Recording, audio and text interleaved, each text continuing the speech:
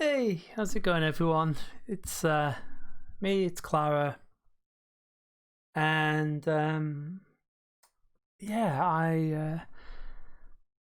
So when I'm recording this earlier today, I did a talk for a conference called Relax Kids. So they basically work to improve the mental health of young people and give tips for parents and carers and stuff like that.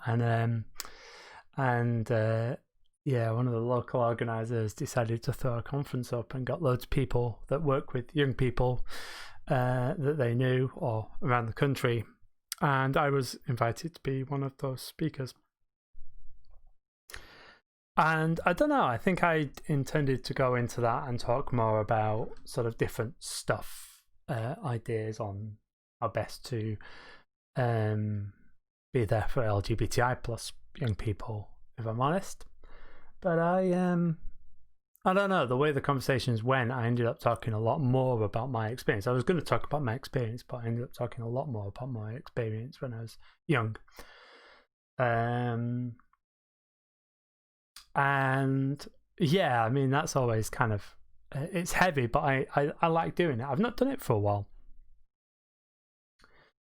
And it's funny, I was watching a video by the YouTuber and musician Claire Michelle. I'll put a link to her YouTube channel below.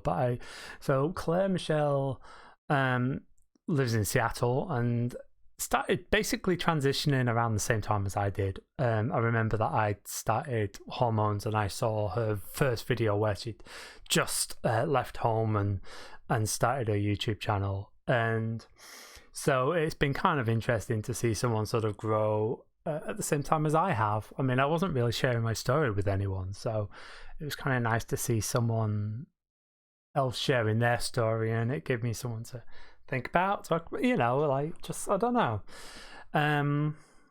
It felt like I sort of had a transition buddy in some ways. It's weird, right? But anyway, it was really nice to see her grow and glow.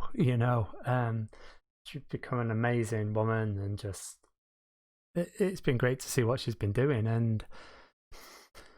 And yeah, it's funny, for someone that you don't know, for someone you've never met, I had quite a kinship with her. I felt this bond, and sometimes I was worried for her, So she posted this video just recently about things that she'd wish she'd known when she started transitioning, and another video where she was going through her early photographs and stuff like that. And it got me thinking, so when I started transitioning, I started writing a blog, which is probably, I think I still have it in the link below, and I talk a lot about my transition there, but I don't really talk about that on YouTube. Maybe I did in some of my early ones, but I haven't done since I restarted. So I thought I'd talk a little bit about that, really, about a little bit of my story and things that I wish I'd known. Not loads, but I think maybe it'd be nice to do a couple of these videos, just talk about my journey and how I transitioned and stuff. Like I say, I do have a blog, but yeah, I'm not sure what I'm going to talk about, but I'm going to talk about something. So I guess we'll see.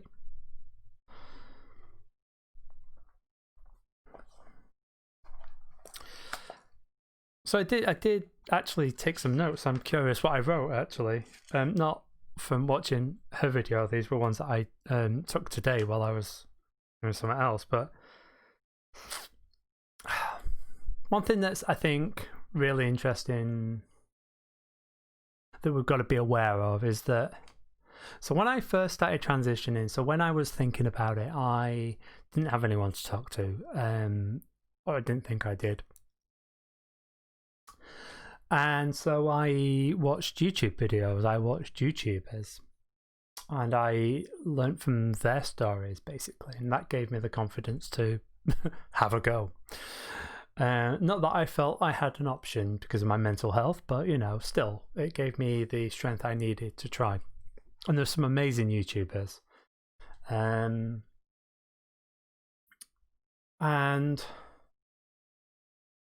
I guess with that, a lot of the YouTubers that I saw were so much younger than me, right? And they sort of transitioned quite early and had really good results. And so it was nice when I met all the people that were already sort of working and they were transitioning a bit later on. But I realized that, so there is a difference. There is a difference between sort of transitioning when you're older and transitioning when you're younger. I mean, there just is. And I think we've got to be aware of that, and we've got to be realistic about that. And, you know, if you transition in your 30s like I did, you know, your body has changed a lot. You've been through a lot. And if you transition if you grew up in the 80s or earlier, you know, we went through rough times. We went through a thing in the UK called Section 28, where it was illegal to talk about being LGBTI plus in sort of schools and on TV and stuff. We didn't have role models then. We didn't have YouTube then. And so we carry a lot of baggage. I mean, I carry a lot of baggage. I know that. And I offset that by seeing how amazing it is for young people coming through now, that they don't have to deal with that sort of baggage of, you know, 35 years of not being yourself and hiding it from everyone for fear. So it's kind of, you know, it's really nice. I'm not jealous. It's really nice to see that it's a better place for young people, and that's why I want to make sure that I leave a positive impact so that it gets better for them, because we're not there yet. But yeah, I know that there's some baggage I carry and trauma, just from hiding that for so long, and I think I'm doing pretty good with that. I do, but. When you meet older people and they're very confrontational, you know, they've transitioned late and they're very confrontational and whatever else, you've got to remember they went through a lot, they battled a lot, they hid a lot. And so, and those people that were fighting for my rights in the 80s, when I meet them, wow, they were putting their bodies on the line. They really were. And there's some amazing people like Sue Saunders and Louise Walling and Peter Thatcher and stuff like that in the UK. These are people, they were putting their bodies on the line, and wow. And can you imagine coming through that unscathed? Like, you just can't. And so, I mean, I see this happening in other countries at the moment. You know, what's going on in Poland right now. I see the people that are pride activists in sort of Turkey and stuff, and it's going to have an impact on them down the line, you know. So, I mean, we've got to, you know, I think it's really good. If you're an older person watching people on YouTube, just remember that, like, being older is a different experience. And if you're a younger person on YouTube or watching YouTube, watching older people like me, just remember that we had a different life. We had different stuff going on. And like I say, there's a lot of trauma. There's a lot of baggage that comes through with that. And some people come out of it as super amazing human beings, but some people it leaves a mark. So don't be so judgy on people that transitioned when they were older, because holy hell. And also, you know, some of those activists in the 80s who, like I say, really did put their bodies on the line for our rights. Just think about that, you know. Another thing, so before I transitioned, I went to a few kind of meetups in Manchester that were for anyone that... So for a long time, I thought I was sort of androgynous cross-dresser, right? Well, I didn't, but that's what I said. So I went to these meets, and when I did, I was like, oh yeah, no, I just do this every so often, it's fine. I mean, it wasn't true. And I remember meeting some trans women the first time I really had a good conversation with some women who transitioned, were actually living authentically. And so I sort of, I was soaking in everything they said. First of all, they were really bitter. They really thought that transitioning was going to be a magic bullet, that it was going to solve everything in their life, and it didn't. They still had mental health issues, and like I say, probably trauma, because they were, you know, my age. I mean, this was sort of 10, 15 years ago, but, you know, they still had trauma that they were dealing with. So this idea that transitioning is going to make everything better. No, you've still got to keep an eye on your mental health. You've still got to figure out if you're dealing with those traumas, and you've got to deal with them, So it was really amazing to talk with them, but there was a lot of bitterness with them as well. And I said, when they're asking, are you going to transition? I'm like, oh no. That didn't last much longer, if I'm honest. I was like, oh no. And we were walking down the street at this point, and there was a drag queen outside a club. And one of the women said, oh, you're no better than those. You're no better than them. And it's like, wow. That was really brutal, because that's not what was going on in my head, but she didn't know that. And also just the dismissiveness of drag queens. I mean, it was really bitter, and I think she was just bitter that there's people that are comfortable dressing up and having a persona, but then being able to sort of be cis the rest of the time and not have to deal with the day-to-day aggression that you face as a trans person. But you never know with those trans people. How do we know that they weren't also trans and they were doing drag as well? We don't know. So, and like I say, I needed to transition, and she was brutal, and it just really put me off. It was a shame because she was nice. Well, I guess she wasn't, but it was the best I'd had conversation-wise up to that point. So she seemed like amazing person because she was living authentically, but in hindsight, not a good role model at all. Yeah, I don't know what happened to her. Actually, I stopped hearing back from her, and I hope she's okay. Hope she's doing well. So yeah, you got to be careful. But that led to another thing, right? I mean, I'd meet trans people. That was quite a negative experience when I think about it. So it sort of was like, oh wow, these people aren't nice. And there was a lot of older trans people that I met in that club. It was kind of a meetup club. Companion, not in a kink way. It was just, it was a support group. There we go. That's the one, support group. A lot of older people, and I found them boring. Like, I just didn't have anything in common with them, and I thought, I assumed, I don't know. It was just that everyone that was trans seemed to have, want to talk about various things. And to be honest, that wasn't what I wanted to talk about. Yeah, I wanted information about transitioning, but, I wanted to talk about nerdy stuff. I wanted to talk about music. I don't want to go to clubs that are trans-specific because the music was always terrible. I wanted to go to rock clubs and indie clubs. And this idea that, just because you're trans and other people are trans, you should all get on, that's baloney, I mean, no, you've got to get on with people that I've got the same interests in. And now I have a lot of trans friends who are into the same music as me, or board gaming, or D&D. I've got a lot of trans friends now, but I'm not friends with them because they're trans. I'm friends with them because they're into the same stuff as me. And then they happen to be trans. Like, I'm not, I don't, why would you can't just be friends with someone because you've got one shared experience, which actually might be a painful experience. So, it's really good to have trans people around you to grow and talk and discuss things through with. And I never had that. I didn't get that when I was transitioning for a long time, and to the point where when I did start meeting those sort of people, I didn't need that help. And it's really important to have your family around you, and that family can be extended family, it can be friends, but it's got to be people that accept you for who you are, not just trans people, not just people going through the same thing you have.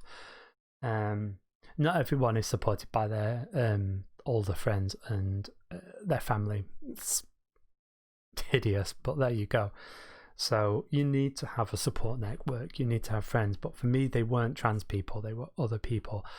Because I tried to have that with trans people, and whether it was people that I chatted to online and then they wanted to hook up in the end. It was like, no, that's not why I'm there. And these other people who were quite bitter and just put me off and I found boring, some of them, no, find your family, but but they've got to be people that you get on with. And it's nice if you've got people that you can get shared experience from, but you've got to find people that will support you and look out for you and be there and that you get on with and you enjoy their company first. That's the important thing for me. So yeah, just get your family, but that family doesn't, and like I say, it doesn't have to be blood family. Get your family, but they don't have to be trans. If they're good people, they'll try and look into it. They'll never understand what you're going through. That's just the way of things. But have people that will support you, that can be there for you, that can listen to you, and that you can talk things through. Yeah, I guess also, I don't know, I think there's some things. I mean, I was thinking back to my earlier blogs, and I definitely sort of talked about sort of changes, body changes and stuff like that.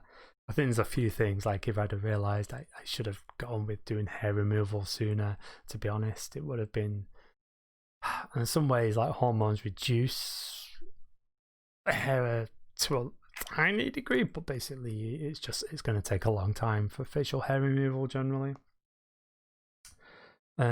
Funnily enough, I get colder these days. I got a slow metabolism and I get colder than I used to. I used to be the person that my mum would come to my house in the winter and be like, "Hey Clara, can we turn the heating on?" And I'm like, "Well, why don't I close the windows first?" And they'd just look at me like I was crazy. I never used to get cold, I used to be out camping winter on mountains, which I did a few times, which was, I love it. I've done it for a while, but now I don't have that.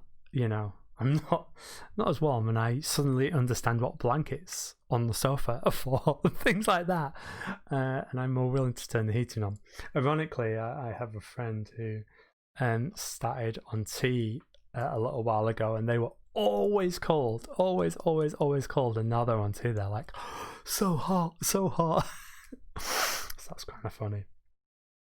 So there's something in that maybe, but yeah, there's all those things. Your body, if you transition when you're older, you're not going to have the amazing results. It's not like if you start when you're younger on hormones and you prevent puberty, preventing the body changes by blockers, I think gives you such a good starting point when your shoulders have already gone out and you back. But at the same time, I think my body is much better than I expected for someone that started hormones at around 35, 36.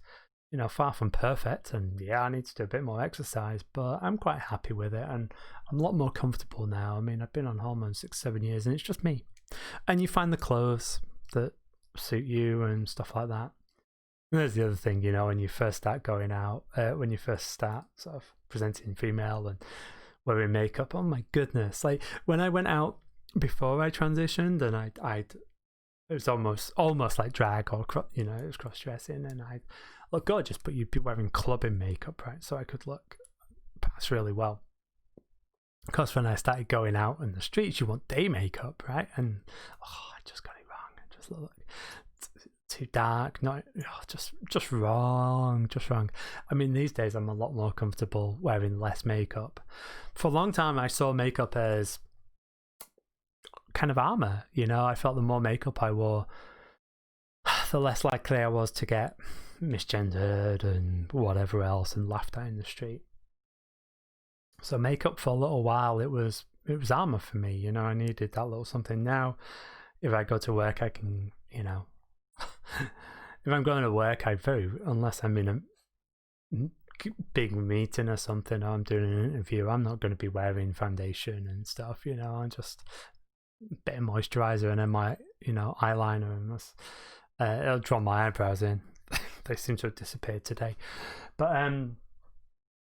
yeah, like my relationship with makeup has changed. Before, it was very heavy going out makeup, and then it changed to day makeup, which was too much, and then I got better at it, but it was still fair amount for what I was doing day to day. every day was the routine of makeup, and now it's like, you know, 2 minutes, 5 minutes, throw something on my eyes and go out to work. I do actually miss the days of sort of going full on with the makeup, like clubbing makeup. And of course, right now we're all during lockdown, so there's no going out at all, right? So yeah, I miss that actually. It'd be nice to put my face on, you know. It's been a while. Last time I did it was for Trans Pride last year when I was DJing. Trans Pride Brighton. I was DJing in one of the rooms, so yeah, I need a good excuse to doll myself up, you know, make an effort. But yeah, maybe that's why I'm single all the time. Who knows? But it's not as important to me. And it's funny, when I first started transitioning as well, I'd shy away from all my band t-shirts because they're all sort of, I mean, they're unisex cuts, but they're not. They're sort of more masculine cuts or unisex. And so for a long time, I just wanted to wear feminine cut t-shirts. And I felt really uncomfortable wearing non-feminine cut t-shirts. I just did. So it's great. Like now, again, I'm more comfortable, and it's quite nice to be able to sort of pull out all my band t-shirts again and wear them because I love the bands and I love the t-shirts, and not worry about the shape of them like I used to. That's kind of nice. Yeah, it's funny. So yeah, that's me. Yeah, I that's just some stuff. That's just some observations of my journey. For me, it's very personal to me, probably, but hopefully there's something useful in there for other people, maybe. And yeah, I might chat about more stuff about my transition. It's kind of nice talking about my journey because it's been my journey, right? And so and I used to share it more, so maybe I'll do that again. So thanks to Claire Michelle. Like I say, I'll put a link for her YouTube channel down below. She's awesome. And yeah, feel free to like, subscribe. That's always kind of nice, you know. And yeah, and I'll see you again soon. Take care.